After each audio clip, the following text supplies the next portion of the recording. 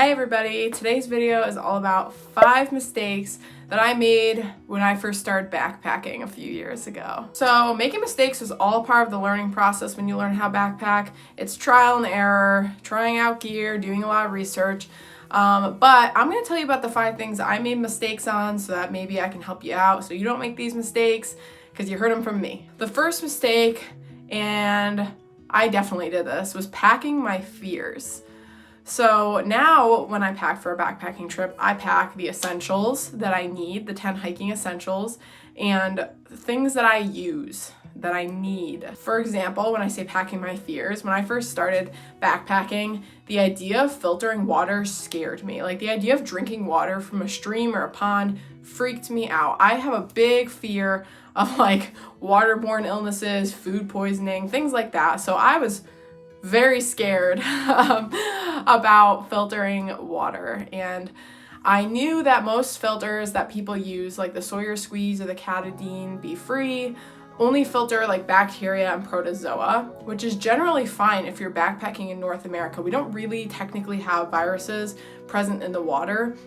But I knew on the Appalachian Trail sometimes a little something called norovirus can go around. I was paranoid. I wanted something that was going to remove viruses too. So when I first started backpacking, I used a Sawyer Squeeze and a Steri-pen. It's like a UV pen that purifies the water.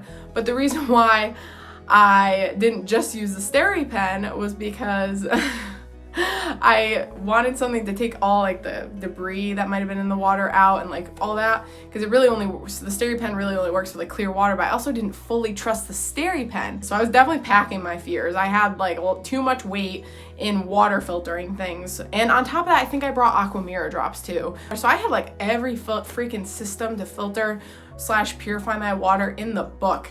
I was very paranoid. It took only a couple of short trips for me to realize that I did not like the double filtering method. It took too long to filter my water and then sit there and swirl the pen. Other people pack their fears where, you know, they pack way too much clothing because they're scared of being cold, way too much food because they're scared they're gonna be hungry. They pack weapons that they don't need, machetes. Don't pack your fears because they're just gonna make your backpack really heavy and then you're gonna be really uncomfortable while you hike. My second mistake was not getting adequate rain gear. I cheaped out big time on rain gear. I bought Frog Togs. Now they're generally fine for like mild, like sprinkle rain to moderate rain, but in heavy rain they wet through and they rip and snag easily, so you end up taping them all up with duct tape. There are people that have hiked the entire Appalachian Trail on 1 or 2 pairs of Frog Togs, and it is a very cheap way to have rain gear. And I do still use Frog Togs, just a different jacket than the initial suit I bought. I initially bought the ultralight suit, but the jacket I have still wets through. So then I'm miserable if it's downpouring. My advice, get a quality rain jacket that's light, packable, but also is gonna keep you dry. And probably with pit zips too, because pit zips are really nice for the ventilation.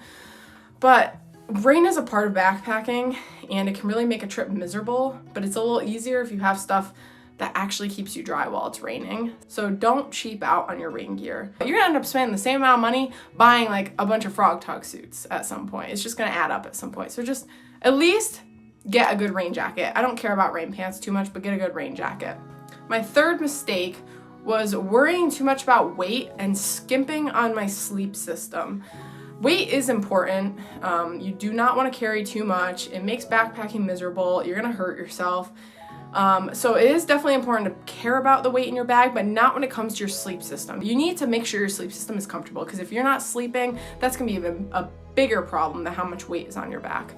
I got a good sleeping pad for my start in Georgia. It was warm. It had a good R value. It was a really popular pad. It was lightweight.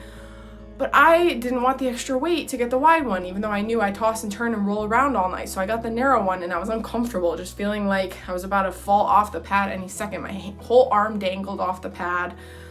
I ended up just getting the wide pad, and it makes things way comfier. Because those narrow mummy pads, I mean, it does not resemble a bed. The other thing I cheaped out on was I was like, you know what, I'm just gonna use like my stuff sack with a puffy jacket in it as a pillow. And while that works for some people, it was not comfortable for me. It just didn't resemble a pillow at home enough, and I was not sleeping well. As soon as I got a different pillow, that resembled a pillow more at home, and it straps to the pad so it doesn't slide around. I was able to sleep so much better. Make sure your sleeping bag or quilt is the proper degree rating for the temperature and the season that you're gonna be going out in. Make sure you know what kind of sleeper you are, whether you're a hot sleeper or a cold sleeper. This will help you determine too if you need a really, really warm bag, or if you can kind of get away with like something that's average for fall or winter or spring. Definitely make sure your sleep system works for you. Don't cheap out on it. Get what's comfortable. Don't worry too much about weight, and try it out before you go a couple times. Make sure you can sleep through the night. Like it's fine if you wake up briefly to toss and turn, that's it, and then you go back to bed, but you should not be up and like staring at the tent or the shelter walls because you can't sleep. The fourth mistake that I made when I first started backpacking was not checking, and I still do this sometimes, not checking my tent site area for widow makers or for branches that could fall on my tent.